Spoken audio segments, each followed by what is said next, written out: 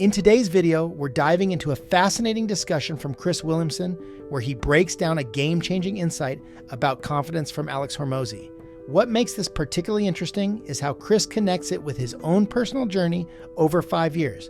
Let's explore why outworking your self-doubt might be the key concept you've been missing.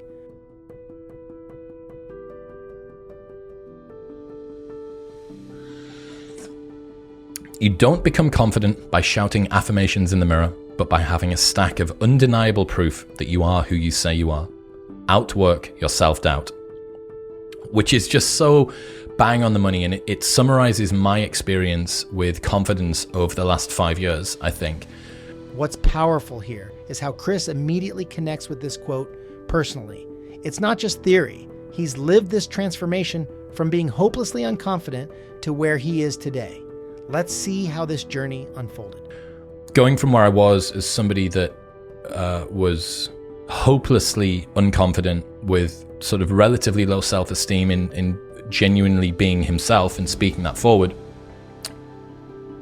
the only way that could have improved is by building a mountain in layers of paint, which is how Rogan says it happens. It's just a layer of paint each single time, every iteration, every single time that you face a challenge, and then you overcome it. You need an undeniable stack of proof, especially if you're the sort of person who is thinking about confidence, right? If you're one of these super outgoing people for whom confidence just seems to arrive at you relatively easily, this isn't a question for you. Like you just lean into it and nail it. However, outwork your self-doubt by having an undeniable stack of proof that you are who you say you are almost allows you to lead from action as opposed to lead from belief. Notice this crucial distinction. Instead of trying to believe you're confident first, the focus shifts to taking action and letting the evidence build naturally. This flips the traditional fake it till you make it approach on its head. And there was two questions that I think that were interesting when it came to confidence. So the first one being, am I trying to be more confident than my competence level?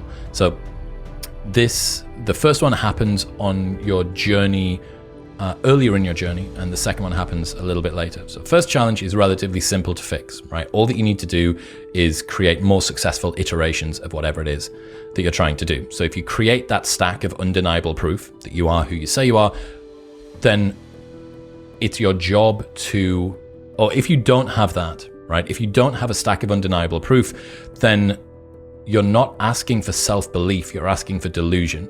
Like if you have little proof that you can do a thing and are complaining about the fact that you can't believe in yourself doing the thing, what do you want?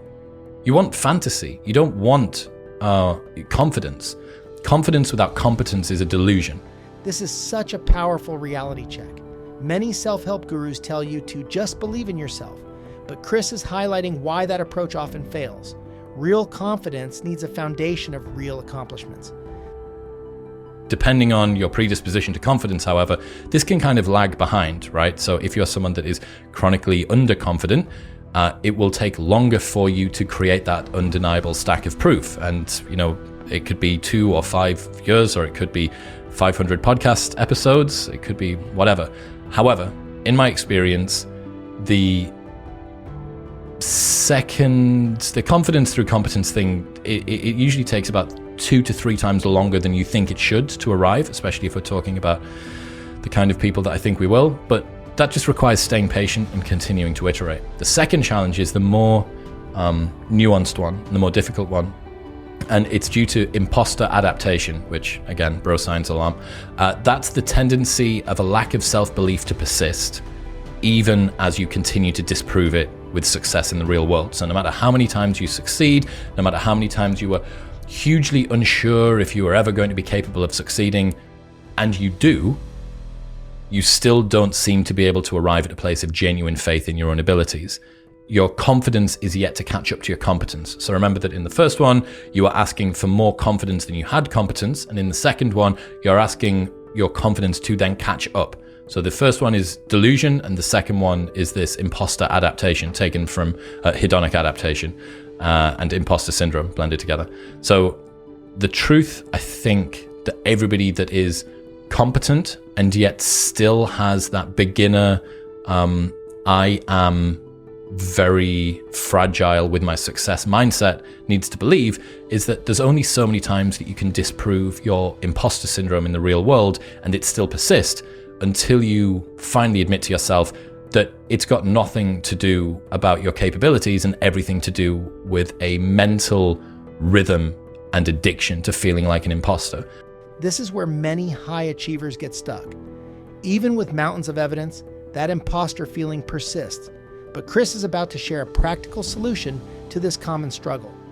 If you've crushed every single one of the challenges that's been put in front of you and you're continuing to grow and improve and you still don't feel confident in yourself, it's no longer about competence. It's all about self-image. So one of the best things that I did was when a good event occurred, when there was a big challenge that I tried to overcome and it ended up being successful, I took 2 to 3 minutes afterward to really try and sink into that feeling of what it feels like to have completed a challenging task that I was certain was going to wreck me and that I wasn't going to be able to do, and come out the other side and go, right, fuck, I actually did that. That was amazing. And this is from Hardwiring Happiness by Rick Hansen, where he mentions that you have the opportunity to create a rhythm to further engender the type of brain patterns, the myelin sheaths that get laid down around the myelin.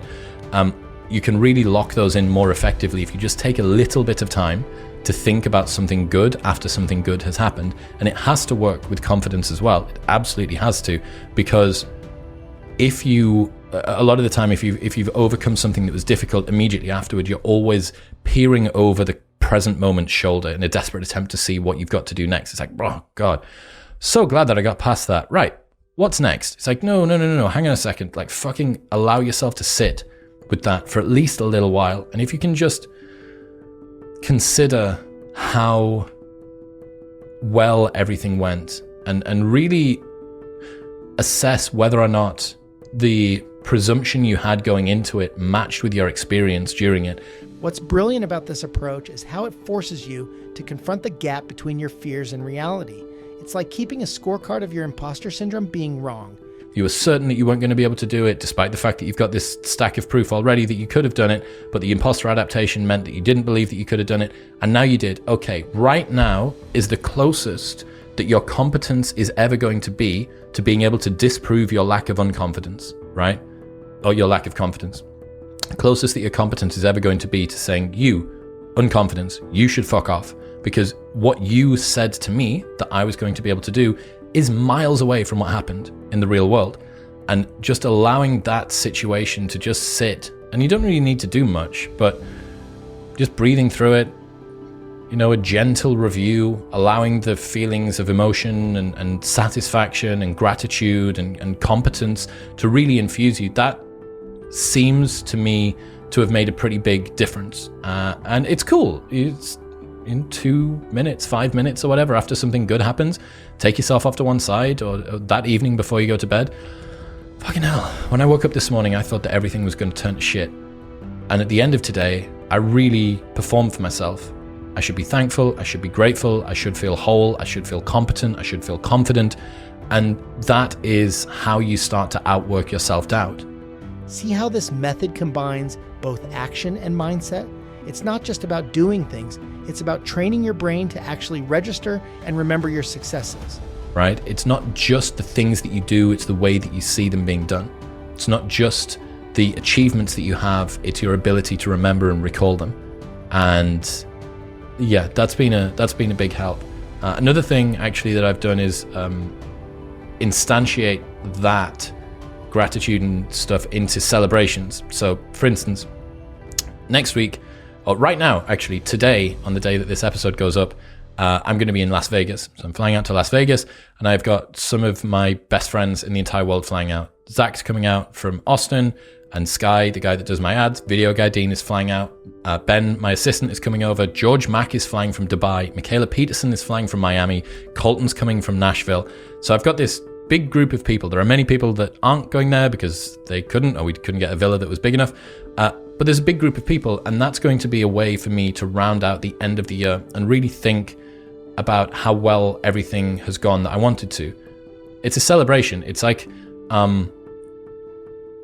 a milestone that is very difficult for your mind to ignore. You know, if you do something that is purpose built as like a shrine to the good shit that you've got going on, the good things that you've done, it's a really fucking cool solution. And yeah, you know, whether it's hitting sales targets or kids going off to school or anniversaries with partners, the reason that you do those things is that it force feeds you gratitude. It's very difficult for you to not feel that degree of gratitude, right? Another thing that you could do as well is find a community of like-minded individuals that are competent and supportive and positive within whatever domain it is, and then speak to them regularly. One of the best things that's happened again this year since being in Austin is being around so many people that are that I admire within the world that I exist in, that I can ask questions of and can give me feedback on my work. And it's really important to have people that you admire, because it means that the insights and opinions that they give you about your work or whatever goals it is that you're trying to achieve are so much more difficult to ignore. Like, what was that quote earlier on about people with low self-esteem are always going to find a way to be miserable? It's like people with low self-confidence are always going to find a way to disprove whatever the world's successes are giving them. And having somebody that you admire tell you something like, you really fucking crushed that, or whatever. You know, let's say that you really look up to your parents about the way that they raised you, and starting to create a conversation with them about the way that you're raising your children might be a really smart thing to do, because if you respect their child rearing abilities and they're positive and supportive and so on and so forth, and they said, you know what it is, you're doing a really, really great job with that kid, you're gonna be like, wow, you know, someone that I thought was super competent within this world is telling me that I am as well. This point about surrounding yourself with respected voices is crucial. It's like having external validators who can help override your internal doubt, especially when they're people whose opinion you truly value. So yeah, all in all, you need to iterate in the first instance in order to be able to accumulate that undeniable stack of proof. And then in the second instance, you need to allow your successes to seep into you and drag that confidence back up to the level of competence that you're at. As I said, proof eats belief for breakfast. You don't need faith in your abilities. You have evidence. Outwork your self-doubt. What an incredibly practical framework for building real confidence. Chris has taken us from understanding why traditional confidence building fails through the stages of competence building to specific techniques for bridging that confidence gap. The key takeaway: stop trying to believe in yourself and start building undeniable proof instead.